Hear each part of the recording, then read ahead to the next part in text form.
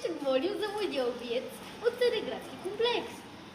Той е пиян и убива хората. Влиза в 282. Не оставяйте, не пускайте звънеца за никакъв случай. Ето го и него.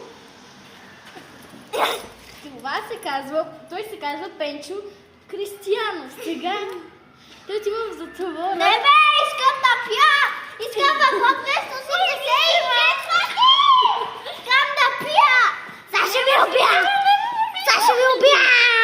И така умря Пенка Йорданов. Много гадно! Така, да продължим. Да умира тази овца. Извънредни новини! Тото Лавбер се появи. Ето я и нея. За 100 000 лева Тото Лавбер. Абе, че знам, че съм умрял.